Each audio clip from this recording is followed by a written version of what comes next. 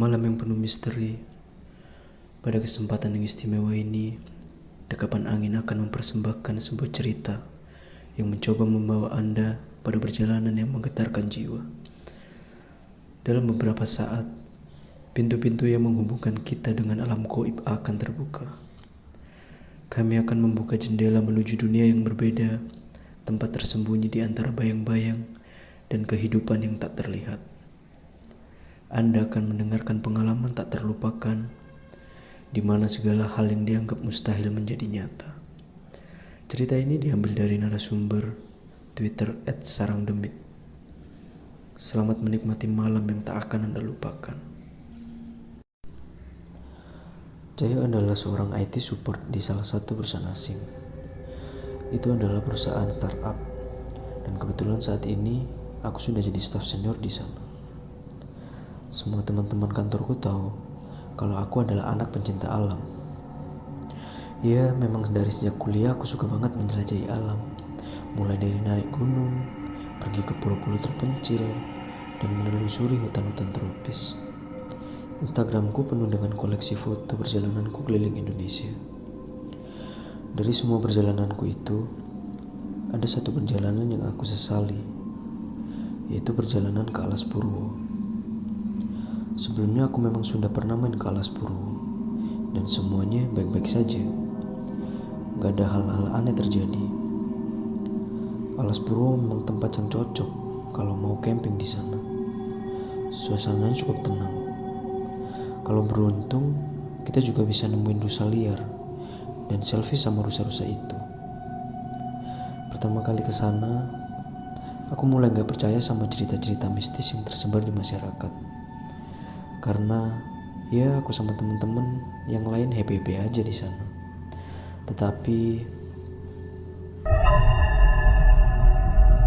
semua keyakinan aku itu sirna, dan aku mulai percaya adanya kekuatan gaib di Alas Purwo saat kedua kalinya aku berkunjung ke sana. Judul cerita ini Hilang di Alas Purwo.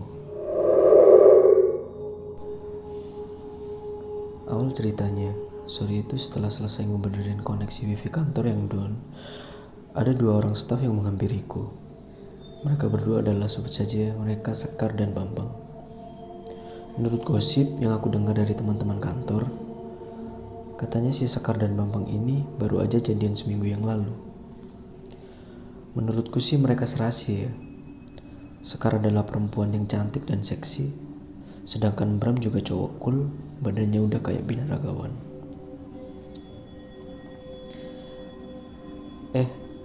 Kalian ada yang dapat gue bantu gak? Tanyaku pada mereka berdua. Bambang dan Sekar malah senyum-senyum. Lu berdua kenapa? Kesambet? Tanyaku. Enggak. Jadi gini Mas Cahyo, Mas pasti udah tahu kan kalau kami berdua baru saja jadian. Nah, ceritanya kami mau liburan ke tempat yang angker gitu. Soalnya kami berdua suka banget suasana horor, kata Bambang sambil tersenyum. Terus, tanyaku. Kami berdua mau camping gitu Mas di Alas Purwo. Katanya Mas Cahyo pernah ke sana ya? Tanya si Bambang. Iya sih pernah, tapi kayaknya gue sibuk banget nih. Aku udah tahu kalau mereka pasti memintaku untuk jadi guide-nya. Dan kebetulan saat itu aku lagi mager banget. Gini, Mas Cahyo. Kami cuma minta di-guide-in aja sama Mas Cahyo untuk kesana untuk 1 malam. Dan kami udah siapin bayaran yang lumayan besar buat Mas Cahyo. 3 juta mau gak? Kata si Bambang. Dia langsung nembak harga gitu. Duh, kayaknya gue gak bisa deh. Soalnya bener-bener lagi banyak kegiatan banget di rumahku. Kataku begitu. Gimana kalau 4 juta? Kata Sekar. Oke, jadi. Kataku tanpa basa-basi lagi, aku langsung menyanggupi tawarannya. Lumayan juga dibayar 4 juta.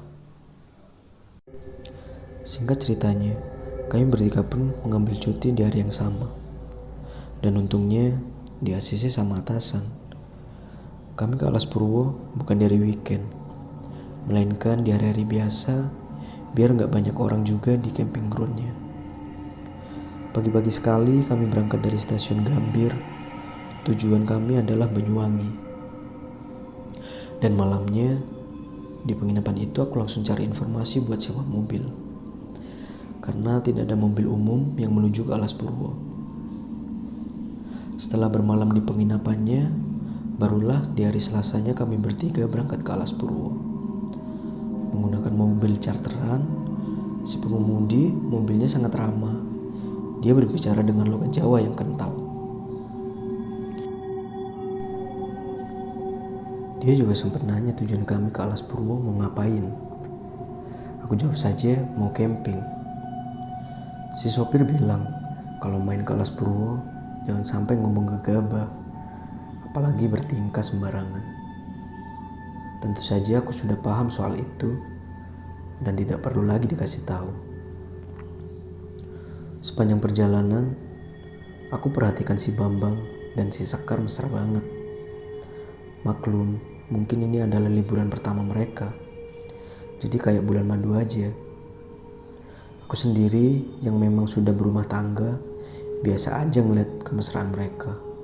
Bodo amat, yang penting dapat 4 juta. Selang beberapa saat, mobil yang kami tumpangi tiba di perhutani Alas Purwo.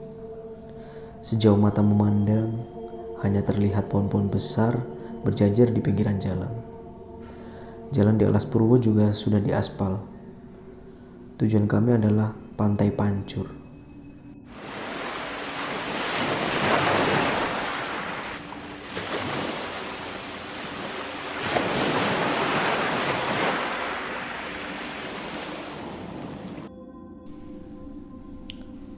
Gak lama kemudian kami pun tiba di pos Rawabendo, Alas Purwo.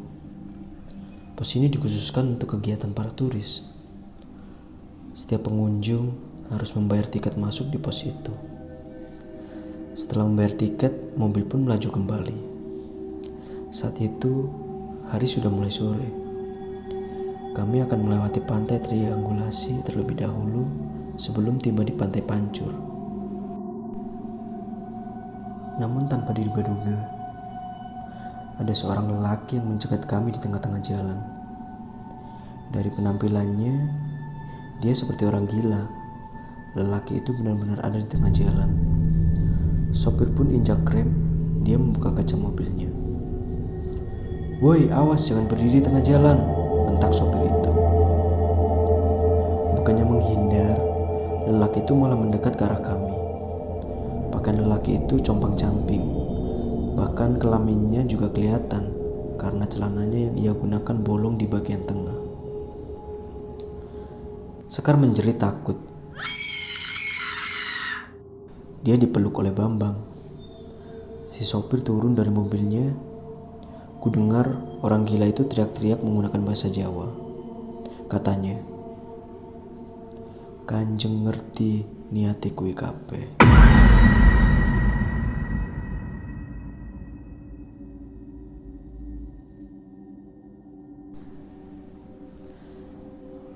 Setelah melewati pantai Triangulasi, akhirnya kami tiba di Pantai Pancur. Tadi di jalan kami sempat melihat ada beberapa orang berpakaian serba putih yang khas untuk ibadah umat Hindu. Mungkin saja mereka berasal dari Bali.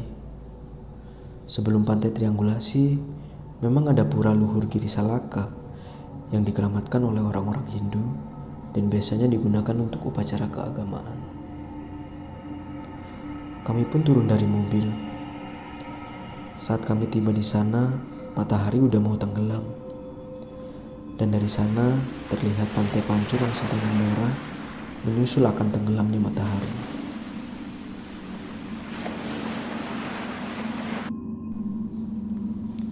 Tanpa banyak basa-basi lagi, setelah membayar sewa mobil, Bambang dan Sekar langsung berlarian menuruni anak tangga. Yang kebetulan pantainya ada di bawah mereka. Mereka berdua layaknya pasangan suami istri yang baru saja menikah. Bambang dan Sekar tampak mesra.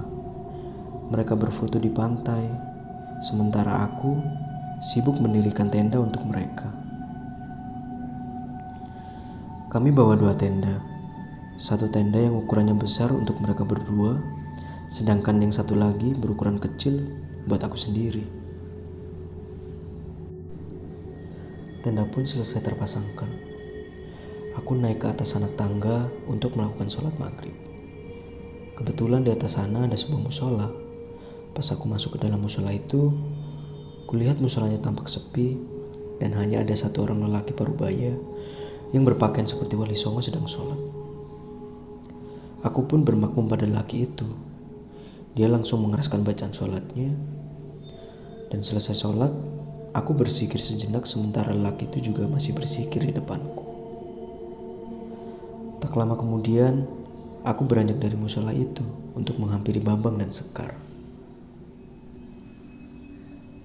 Pas aku sampai ke pantai, ternyata Bambang sudah membuat api unggun. Entah dari mana dia mendapatkan kayu bakar kering itu. Sekar dan Bambang mengeluarkan makanan yang mereka bawa dari rumah seperti sosis dan mie instan. Mereka juga membawa berbagai macam camilan. Sedangkan aku mengeluarkan makananku sendiri dari dalam tas berupa mie instan. Dan akhirnya kami pun makan malam di sana.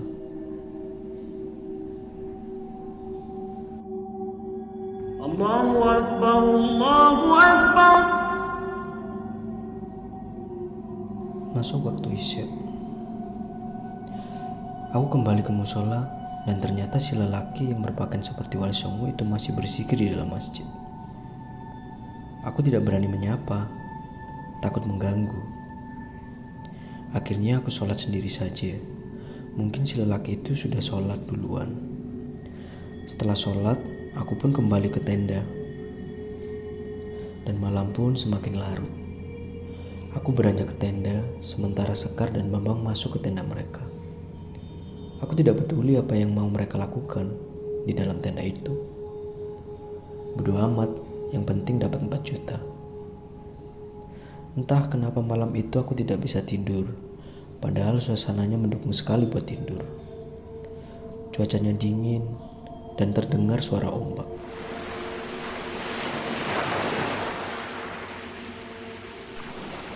Aku pun membuka sleting tendaku dan melongokkan kepala keluar tenda. Dan tak sengaja, kulihat bayangan Bambang dan Sekar sedang melakukan hubungan terlarang. Lampu tenda mereka masih nyala sehingga bayangannya jelas terlihat. Anjir, apa-apaan ini? Ucap dalam hati. Aku langsung menutup kembali pintu tendaku dan mencoba untuk memejamkan mata. Suara mereka benar-benar mengganggu. Aku mencoba untuk menutup kedua telingaku, tapi suaranya masih terdengar. Dan tak lama kemudian, ku dengar mereka berteriak. Pintu tenda mereka masih tertutup rapat, tapi aku tidak lagi melihat bayangan mereka. Buru-buru ku buka pintu tenda itu. Dan ternyata mereka menghilang. Baju dan pakaian dalam mereka masih tergeletak di sana. Aku panik, lalu berteriak, "Bambang, Sekar!" Memanggil nama mereka berkali-kali. Ku ambil senter dari dalam tenda lalu kusorotkan ke pasir. Di sana ada jejak kaki. Aku yakin itu jejak kakinya Bambang dan Sekar. Segera aku ikuti jejak kaki itu. Ternyata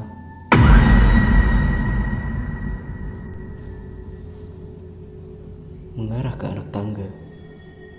Dan di anak tangga kulihat ada kembang melati yang berserakan. Aku yakin ini sebuah petunjuk.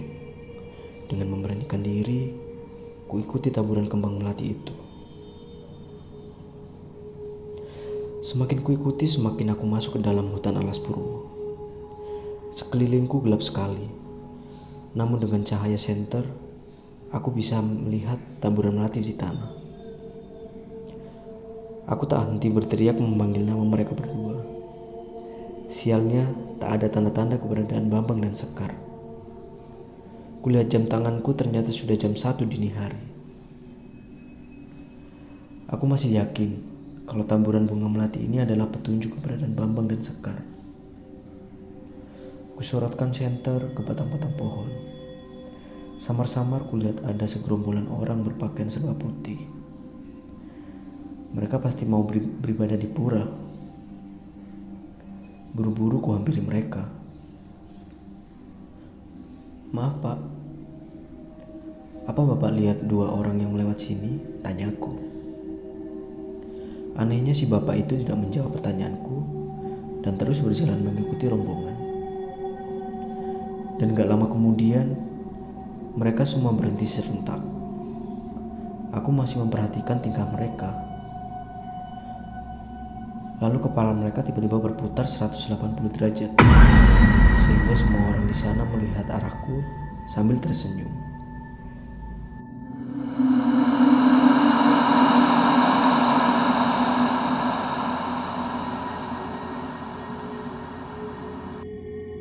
Mengerikan, mata mereka melotot semua. Aku kaget dan langsung lari terbirit-birit. Manusia tidak mungkin bisa memutar kepalanya hingga sampai ke punggung. Mereka semua pasti makhluk halus penghuni alas Purwo. Aku lari sekuat tenaga, tanpa arah tujuan, menjauh dari rombongan tadi. Cahaya senterku tak mampu menyinari jalan karena semakin lama hutan ini semakin berkabut. Rasanya aku semakin tersesat saja. Setelah beberapa saat lari tanpa arah, aku pun mulai kelelahan. Masih dalam keadaan napas terengah-engah, ku perlambat langkahku. Aku berusaha untuk mencari kembang melati tadi, tapi gak ada.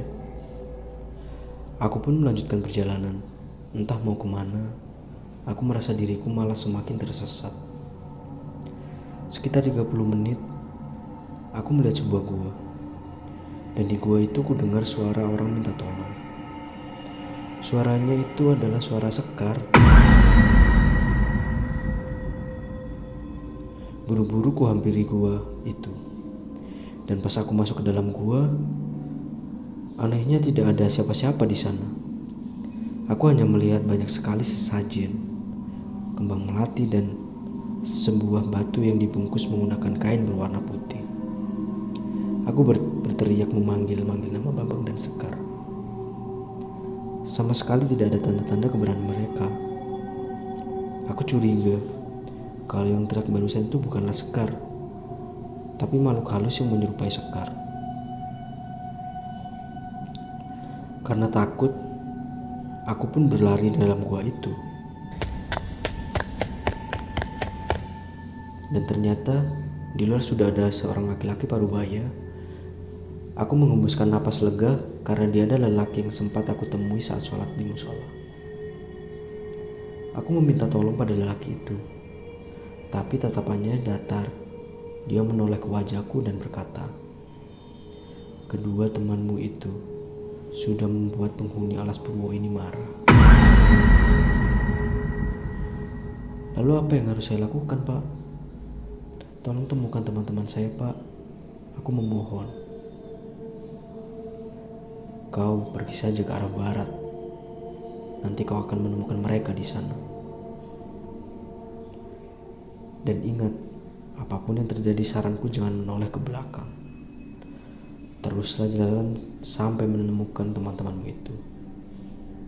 Kata-kata lelaki itu.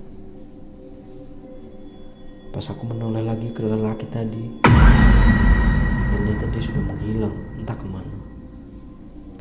Aku benar-benar kaget. Padahal barusan dia masih ada di sampingku.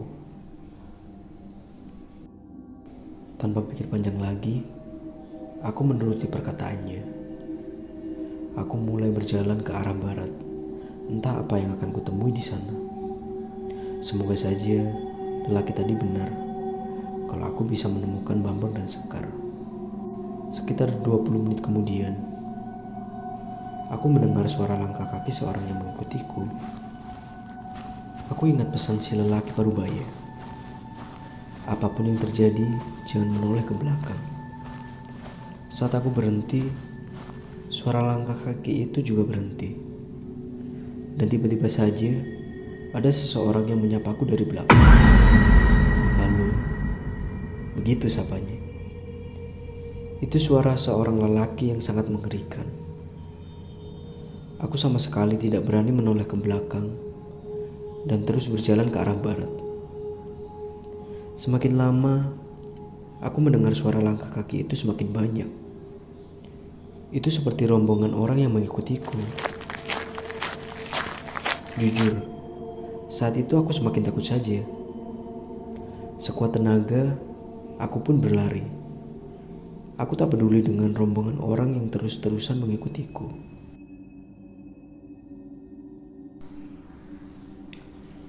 Tampaklah seorang wanita muda yang amat cantik. Dia mengenakan baju kebaya dan kain batik. Wanita itu tersenyum dan menyapaku dengan sangat ramah. "Ada apa ya, Mas?" tanya wanita itu. "Maaf, Mbak. Saya mau tanya apa Mbak ngelihat dua orang yang melintas di sekitaran sini?" tanyaku.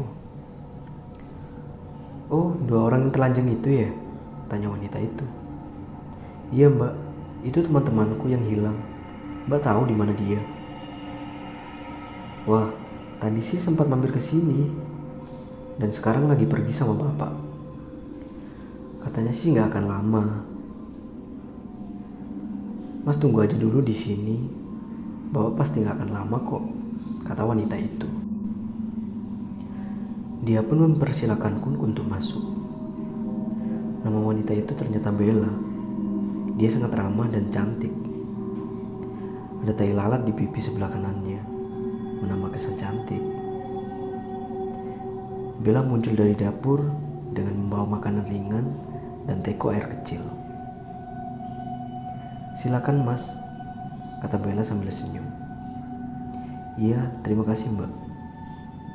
Kalau boleh tahu bapaknya Mbak dan kedua teman saya itu pergi kemana ya?" "Nah, itu Mas saya nggak tahu. Tunggu saja Mas, Bapak nggak akan lama kok," kata Bella. Aku pun menurut saja, karena malam memang sudah sangat larut. Bella pamit ke kamar untuk tidur.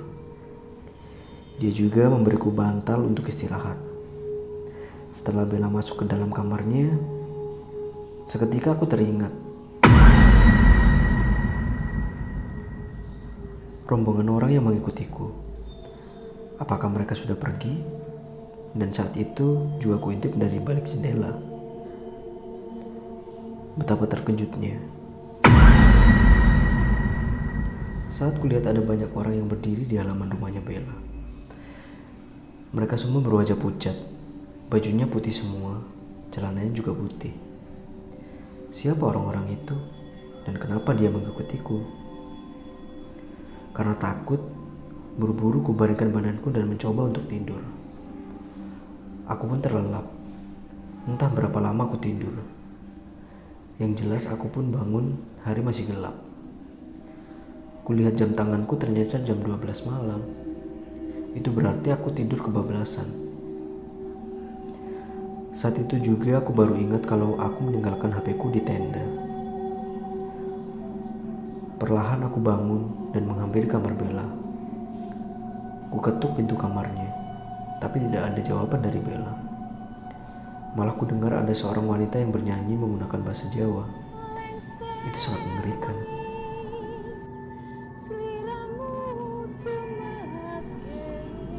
Akhirnya, kuintip dari celah balik kamarnya. Dan di sana tampaklah sosok wanita bertubuh besar. Dia mengenakan jubah warna putih, rambutnya panjang sekali sampai menyentuh lantai. Entah apa lagu yang ia lantunkan. Yang jelas wanita itu pasti bukan Bella. Dia membalikkan badan, dan tampaklah wajahnya yang membusuk penuh belatung. Aku teriak dan lari ke dapur. Di dapur kudapati banyak sekali sesajen. Ada pisang, kemudian yang masih mengumpulkan asap, kembang melati, dan berbagai macam sesajen lainnya. Aku keluar dari rumah itu melalui pintu dapur. Kemudian aku lari sekuat tenaga, dan lagi-lagi Saat aku lari, ku dengar seorang yang menyapaku dari belakang. Aku tidak peduli pada suara itu dan terus berlari sekuat tenaga. Aku benar-benar kaget dengan apa yang kulihat di hadapanku. Itu adalah sebuah rumah panggung milik Bella. Semakin aku lari, rasanya semakin disesatkan saja. Dan aku hanya berputar-putar di satu tempat. Tampak dari jendela rumah itu, sosok kuntilanak yang sedang memandangiku. Segera aku lari lagi menjauh dari rumah itu. Lalu aku di antara pohon-pohon besar. Aku melihat Bambang dan Sekar berjalan telanjang bulat masuk kegelapan. Mereka berdua diawal oleh dua makhluk yang bertubuh besar dan tinggi. Bahkan tingginya sampai melebihi batang-batang pohon. Dua makhluk raksasa itu membawa Bambang dan Sekar. Aku berusaha mengikuti mereka. Tapi entah kenapa tiba-tiba kedua kakiku tergelincir. Aku seperti masuk ke dalam jurang. Tubuhku menggelinding dan sesekali menghantam pohon. Aku mengadu kesakitan. Untung saja aku masih sadar. Tapi tak sanggup lagi untuk bangun. Aku benar-benar tidak berdaya. Dan saat itu kulihat rombongan orang berwajah pucat mengelilingiku. Mereka semua menataku dengan tatapan datar. Dari kerumunan itu muncul 4 orang yang membawa keranda mayat. Mereka memasukkanku ke dalam keranda itu. Aku sama sekali tidak bisa berontak. Mereka membawaku entah kemana. Keranda itu ditutup kain warna putih. Dan dari dalam keranda, aku mendengar suara perempuan berbicara dengan bahasa Jawa. Begini katanya. "Mulih, niatmu apik." Begitu katanya. Entah apa yang terjadi selanjutnya. Aku benar-benar tak sadarkan diri. Dan saat siuman, aku sudah ada di pinggir jalan. Warga mengerumuniku. Tak lama kemudian, ambulan datang dan mereka membawaku ke rumah sakit. Dalam kemudian, Bambang dan Sekar ditetapkan sebagai orang hilang dan tidak pernah ditemukan lagi. Dan aku mendengar sebuah mitos. Katanya gak sedikit orang yang dibawa masuk ke alam jin, alas Purwo. Bisa jadi Bambang dan Sekar juga masih hidup sampai sekarang. Tapi mereka ada di alam jin. Untuk pesan moral dari cerita ini, mengajarkan kita bahwa kita harus selalu menghormati dan menjaga keseimbangan alam, terutama di tempat-tempat yang penuh misteri dan keangkeran. Tindakan kita memiliki dampak yang lebih besar daripada yang kita pikirkan, dan mengabaikan peringatan dapat membawa konsekuensi yang mengerikan. Dan saya ucapkan terima kasih kepada semua pendengar yang setia dalam channel Dekapan Angin. Para pembaca setia, tanpa Anda, cerita-cerita ini hanya menjadi kata-kata yang tak bermakna. Dukungan dan antusiasme Anda adalah yang membuat kami terus berkarya dan menghadirkan konten-konten yang bermakna. Jangan lupa tekan tombol subscribe-nya dan nyalakan notifikasinya untuk mendapatkan cerita-cerita seru lainnya. Dan semoga kita dapat bertemu lagi di cerita-cerita selanjutnya.